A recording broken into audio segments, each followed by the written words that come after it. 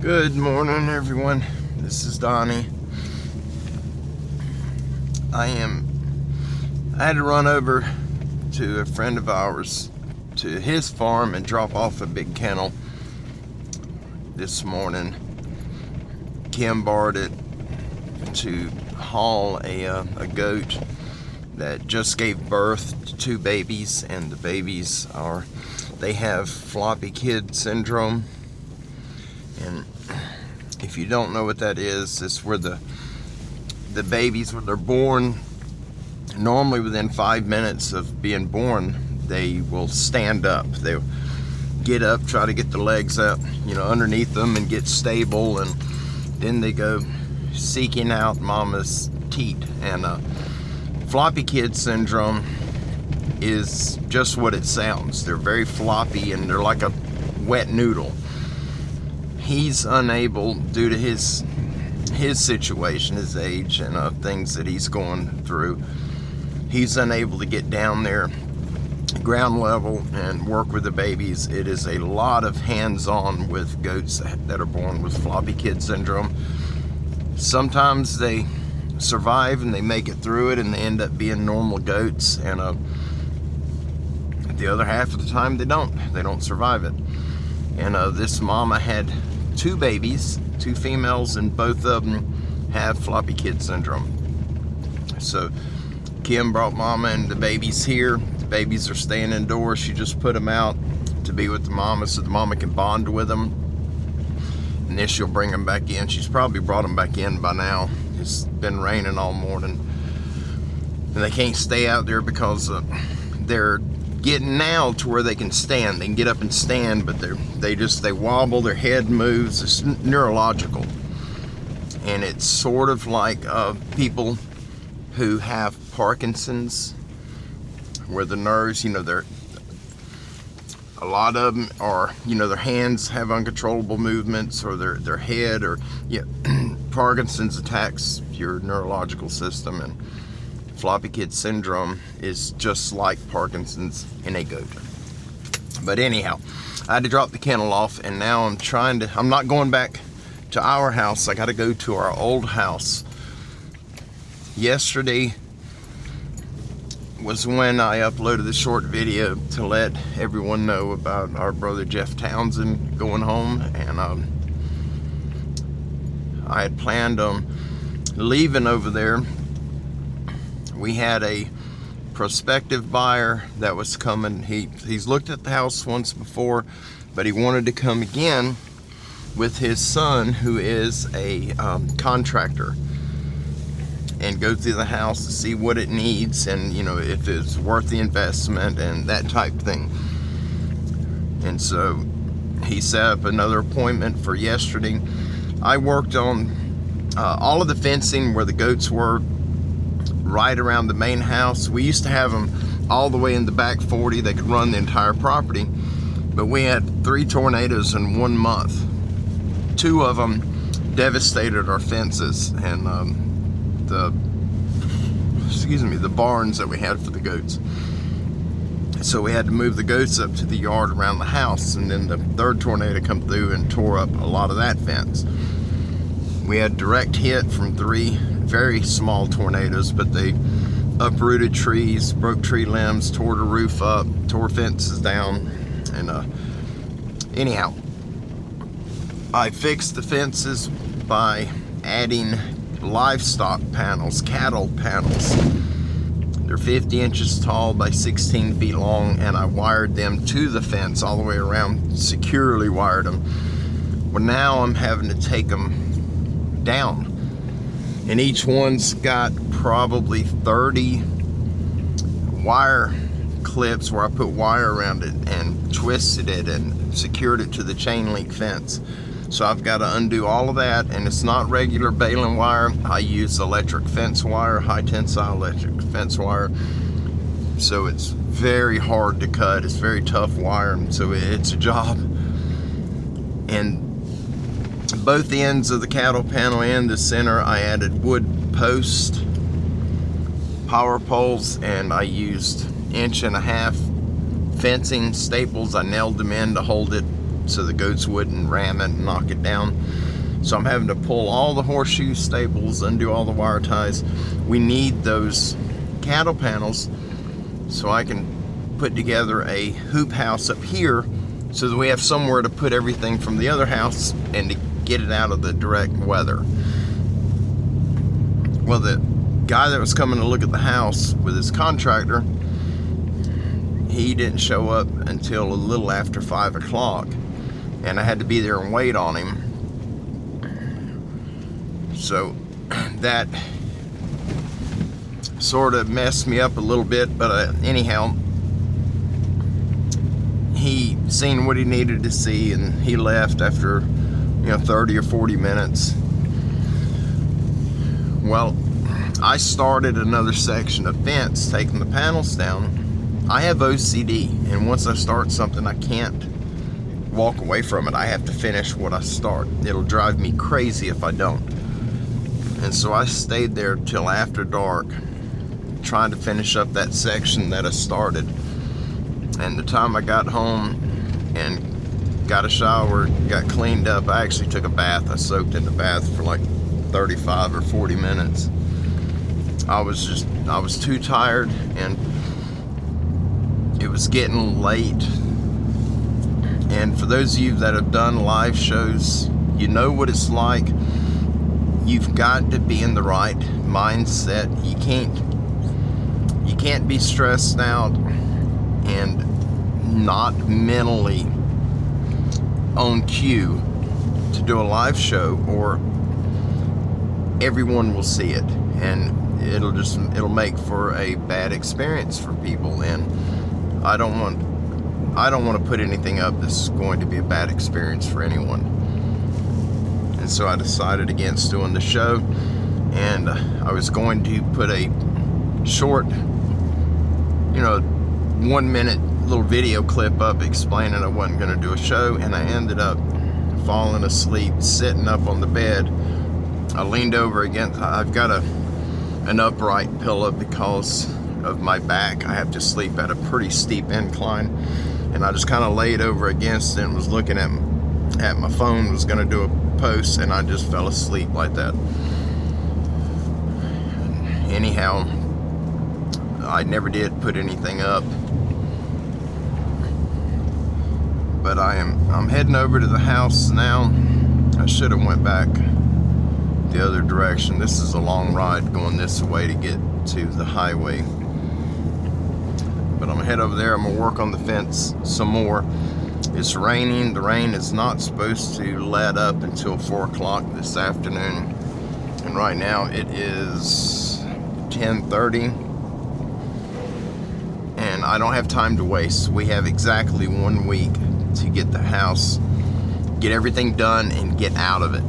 We have 1 week from tomorrow. No, from today, I'm sorry. 1 week from today. Next Saturday, we've got to be finished. And we got a lot to do. Or I got a lot to do anyway. But in regards to our brother Jeff Towns and his service, his going away service, I do not have any of the details yet on the date they're going to do that. I don't know where it's going to be. I don't have a time. I don't know anything about that. I haven't heard any news as far as what happened to him to take his life. I have a feeling he finished whatever the will was that our Creator put inside him. I believe that Jeff completed that task, and it was his time to go home. And you finish up what you're sent here to do, and you get rewarded. You get to go home and get out of this septic planet that we're living on right now. And the only reason it's septic is due to mankind, not due to God or the wildlife that inhabits this planet. A large portion of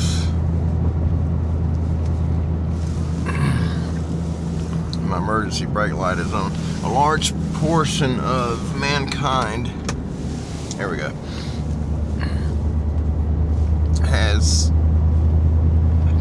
through time, they have gradually moved over to the dark side of life, the side that Satan and his minions dominate.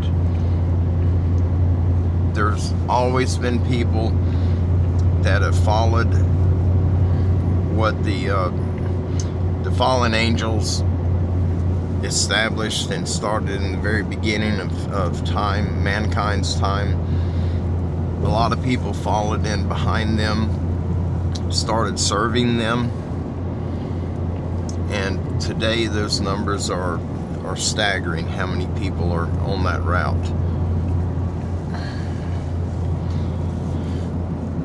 But we just have to keep up the good fight, and pray that we get to finish the work that the Lord's put in our life, that God has placed on us, so that we can reap the rewards and get to go home and see our loved ones again, the ones that have went home before us.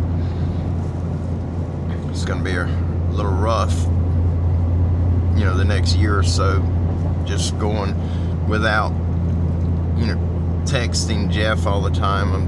We text each other, as many of you know that we're close to.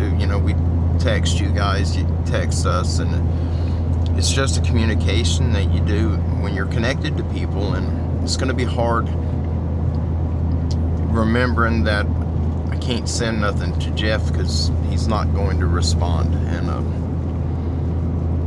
it's a little hurtful. Rosie's she's broken up over it. I was hoping if they do the service where we can get up there and get back, if they do it on the weekend, then I'm probably going to take Rosie with me so that she can say goodbye to Grandpa Jeff one last time. Because when someone passes, as horrible as it is to go to a funeral, when you lose somebody, that is the absolute last time in this physical plane that we live in. That will be the last time you'll see them again. That's the last time you have to say goodbye to them, or let them know you love them, or that's the last time you got. Now, you could always call out to them and tell them what's on your mind. They can hear every word you speak. They'll still hear it. But they're in the physical realm, or we're in the physical realm. They're in the spirit side. And if you have someone that's left and you're urged to say something to them, say it. But please don't ask them to let you know that they can hear you. Please don't do any of that.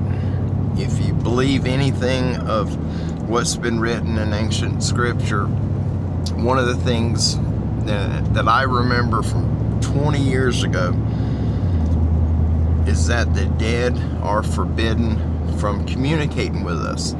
They're not allowed to speak to us. And I am absolutely 100% sure that they can. But if you truly love someone, don't ask them to do that. I don't know how strong our will, I don't know how anything works on that side, and I would absolutely hate it if my son, my mom, my dad, any of my family, or Jeff, or any of them, if I questioned them and they responded to me, and then they suffered a punishment for talking to us. And I don't want to do that. It's not right. It's just, don't do it, please. A lot of times when you try to make communication with your loved ones who have passed on, you may get communication, but chances are it's not going to be them. It's going to be something very dark, very demonic, and you are allowing them to come inside of you and your home. So please don't do that. But anyhow, I'm going to get on the road. We'll get to the other house, and I'll see you guys here in a few minutes. Well, I am finished for the day over here at our old house. I don't know if you can make it out right there. Got the back of the truck loaded down We have the area that we fenced in around the house for the goats. I had to put cattle panels up and wire it to the chain link because goats will destroy chain link fence as though it were plastic. And anyhow, we need those cattle panels. We've had them for years, and Tractor Supply Company in Southport down near Panama City, that one and the one in Chipley, Florida, Mariana wouldn't work with us, but Chipley and Southport did. And whenever they get cattle panels that are damaged, they'd have a dent in it, or maybe one of the little welds were broke. One time we got 6 of them that had concrete. It looked like somebody was splashing concrete around, and it just had just a rough feeling. This is a very tight fit right here. It just had a really rough feeling because it had little tiny specks of cement that had dried all over the panel. I took my pocket knife off and I used the back of the pocket knife handle and I tapped on the metal wire to the panel, and those pieces of concrete came right off. And I showed the manager, and he said, well, if people don't want to buy them, if they move them off the stack because they're not pleasing, they're not willing to pay full price for them, then they are sold as damaged panels. And back then they were normally, when it first started, they were $19 per panel, and we would get them at a substantial discount where they were anywhere from $5 to $7.50 each for being damaged. And cattle panels, there's not a lot you can do to really tear them up. You can bend them back into shape with a wrench or a hammer, whatever you got. They're pretty easy to work with. Well, they would call us and we go down there, and our best load, I think we got 13 panels, and they ended up charging us like $80 for all of them, all 13.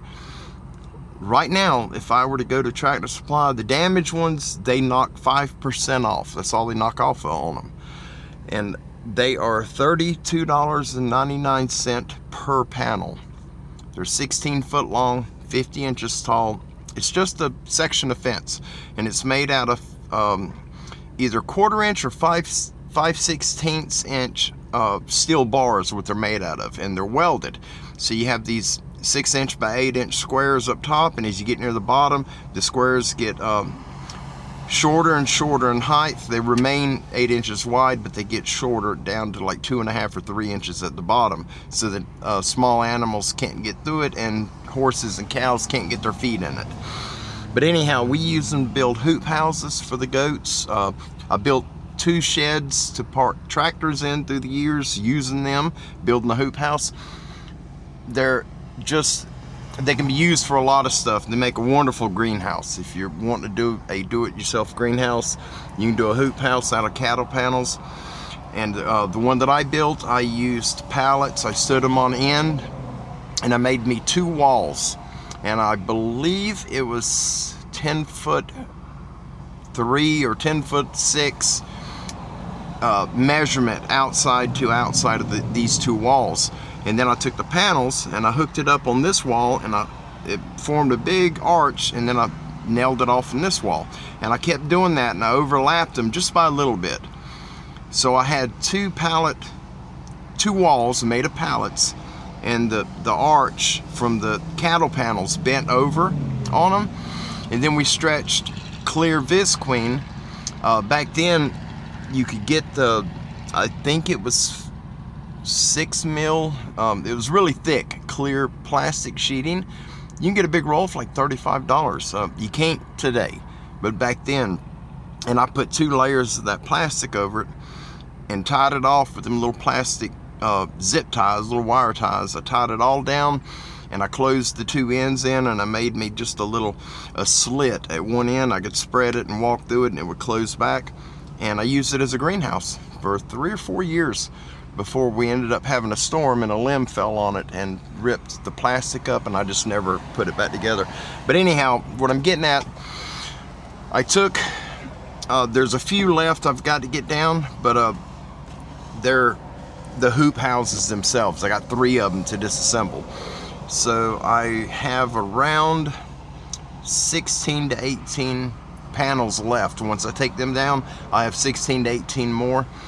I disassembled 19, I think, today, and I got them stacked up ready to go. So you figure 19 panels at $33 a panel before tax.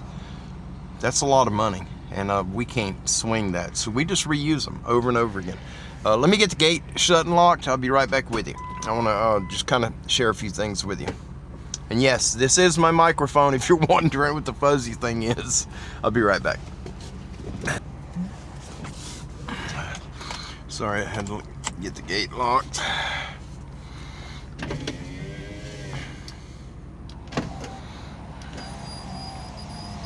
Get my windows up so it ain't blowing on me so hard. Alright, I've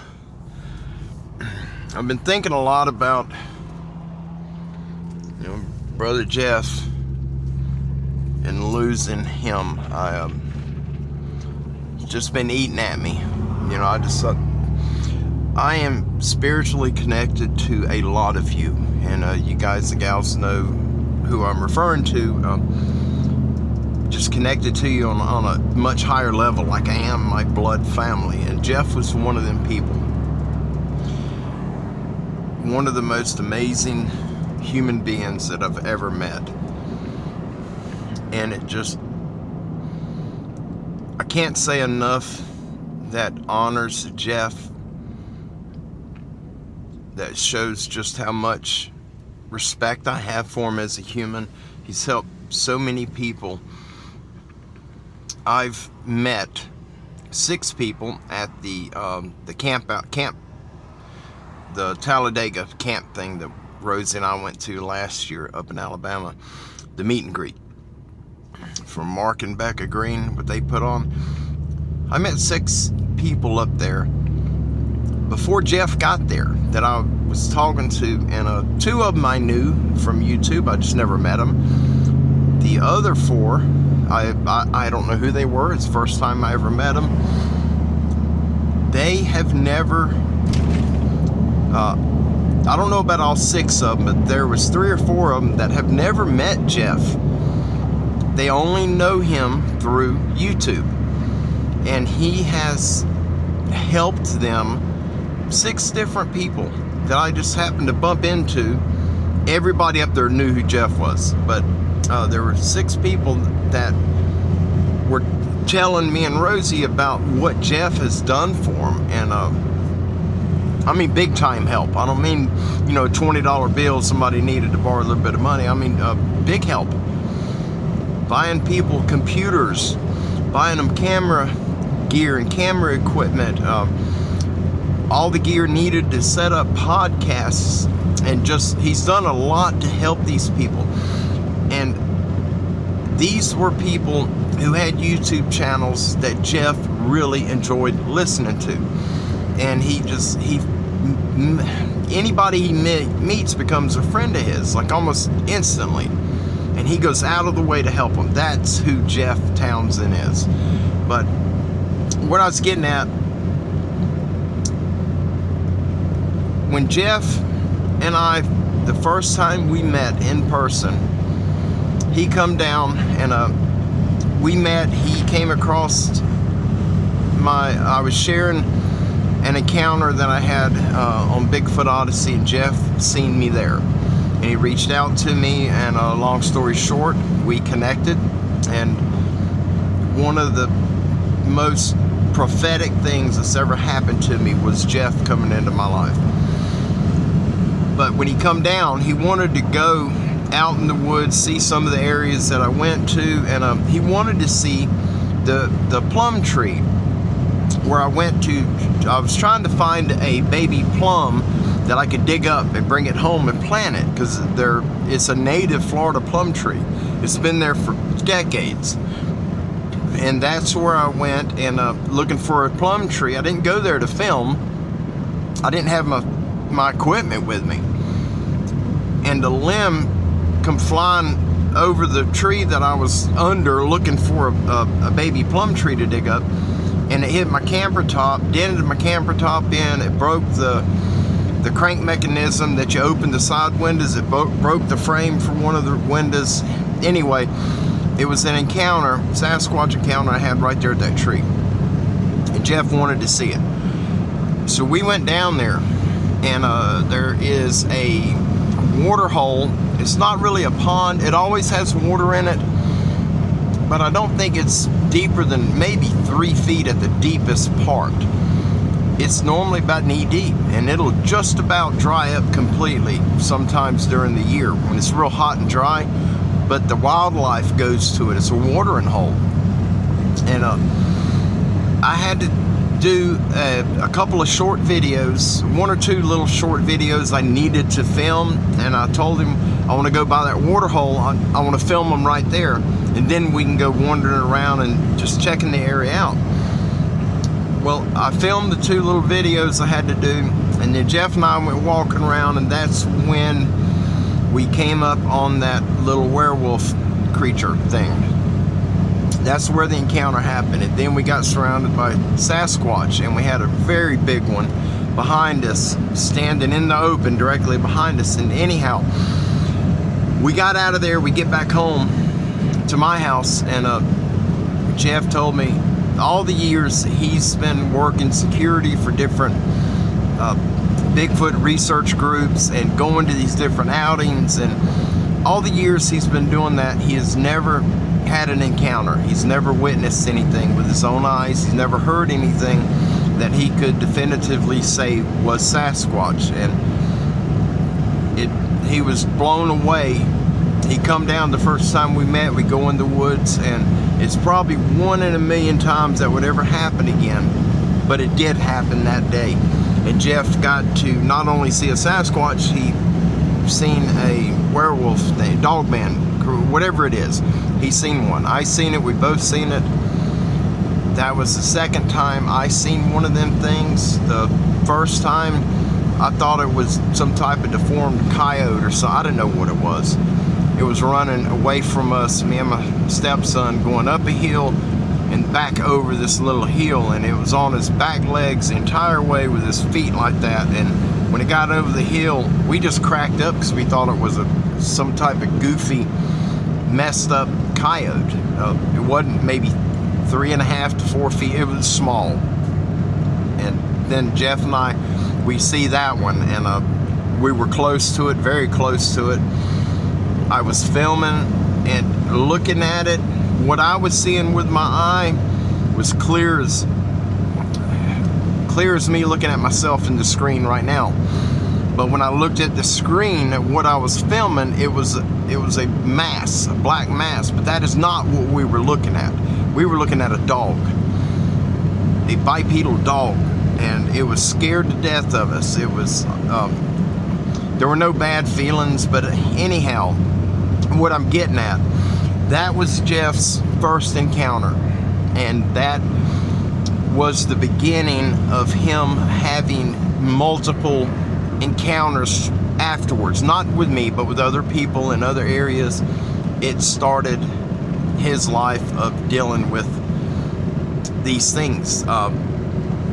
Was he tagged? Probably. I do believe that happens. I believe it 100%. And I think that we both were tagged that day. But anyhow, I am planning on going over to that spot, that exact location.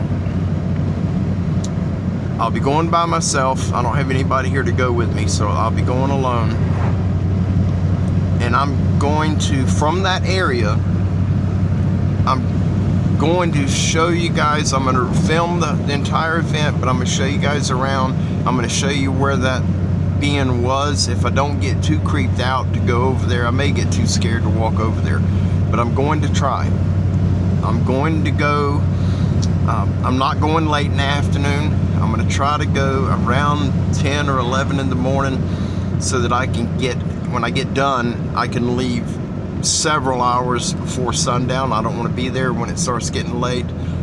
That day that Jeff and I were there, we come out, it was dark on us when we were trying to get out of the woods, and they surrounded us, and it was a very horrifying event, and I do not want to put myself in that situation. That area's changed. I don't know what it's going to look like now. I've passed within a half a mile of that exact spot. It's out in that timber right there to the right of me now. It's out there probably 4, 5, maybe 7 miles as the crow flies, sort of that way, back southeast of where I'm at. But they had, Hurricane Michael tore that area up.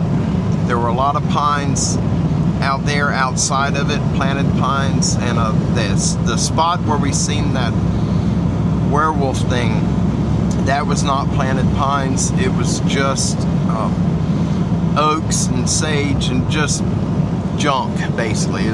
Just where they cleared it, they timbered it once before and they did not replant it. And so it was just all of the native different varieties of trees and plants that grow. That's all it was. Brush everywhere. It's real thick. But they did come through. They cut all the trees in the areas around that because the hurricane damaged the majority of them. And then they come through, they leveled everything off, and they replanted. And the trees are growing in there, young trees, and it's starting to look like it's going to be a beautiful area again. But we're going to go in there and I'm going to film it. I'm going to show you guys the area. And I'm planning on doing it from where we parked. I'm going to park in the exact same spot, and I'm going to film from that point. We're going to go all the way in, and I'll try my best to explain from what I can remember what happened and where it happened. I'm going to take you to the spots.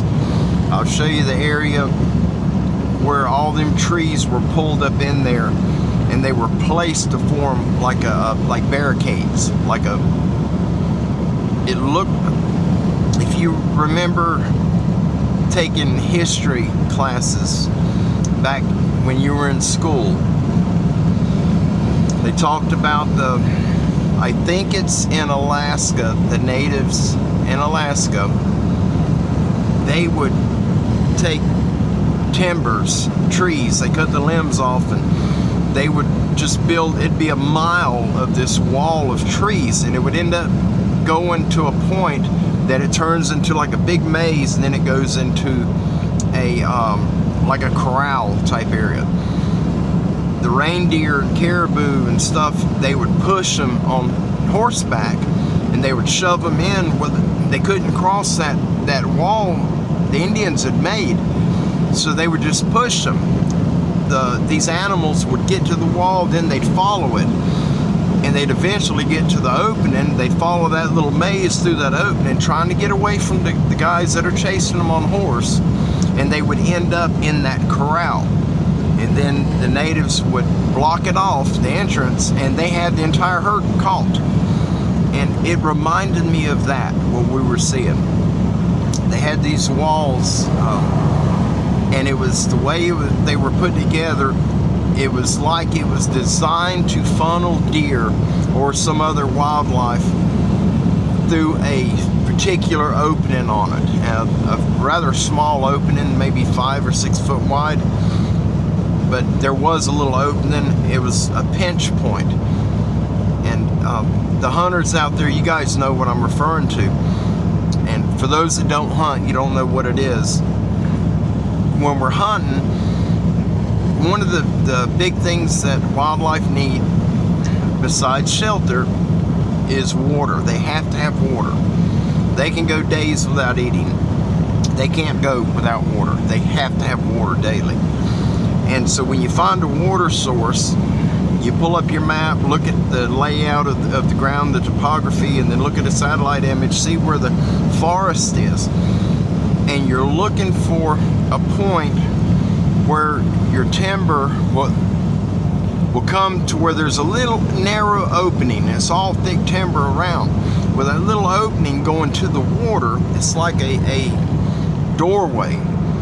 And so you want to set up in a tree, if you're using a tree stand, back 60, 70 yards away from that opening. Because when the deer come through and these other animals, they will follow, they'll come through that pinch point. And now they're not trapped, but they're in a wide open little spot between a wall of trees. And it's almost as though you've got them cornered. They could easily turn and run off in the timber right there and get away from you. But they normally don't. They're gonna follow the path they took to get in there. If they see you, they're gonna turn and run the other way normally. But those little funnels, those little pinch point areas is where you wanna get to get your animal. I have no idea why I came this way. I meant to go all the way up to the interstate. I gotta go east. I gotta go towards Mariana. I can get there this way, but I came through this morning this direction and the road was horrible, and I don't want to go back through that. But anyhow, that's I'm gonna go up here and turn. I'm gonna come out back there and head up to the interstate. Here coming up soon as we finish with the other house, because we got 1 week from today, I think, next week Saturday, we've got to have everything out. It's got to be done because it goes on the market the following Monday morning. So anyhow, here in the very near future, I'm going to be going to that spot. If I got a signal over there, I may try to do a live stream from there, but I don't know what the signal is. We lost that tower that's down that road during Hurricane Michael, and I don't know if they've put it back up yet. As of when we moved up to the new place last year, April of last year, they had not put a tower back up over there. But if there's a good enough signal, if I got 2 bars on my phone that I can do a live stream, I just have to move slow, set all the resolutions down real low so it doesn't freeze up and glitch out. But I am going to film it, and I'll be sharing all that with you. If I do it live, I'm going to try to put a heads up banner or a little short video to let you know it is coming. I'm going to try my best to do that, but anyhow, that is coming for sure. And it's going to be in honor of my beloved brother, Jeff Townsend. He loved that spot, and he just, when it comes to Sasquatch, the Bigfoot, and the werewolf creatures, the dogman creatures, that was Jeff's life. He loved it. He loved pursuing that field, that topic, and he was all about it. And I want to go out there for Jeff. I probably won't go back out there again. That area scares me, but I want to do something. And that was an area Jeff and I went in together when he had his very first encounter, and that is very significant to me, for me personally. So I'm going to do that for Jeff, and just to honor his name, his legacy. But guys, y'all have an amazing afternoon. I love you all, and I'll see you soon. I'm going to turn and head up toward Chipley so I can catch the interstate. But I'll see you guys shortly. Bye-bye.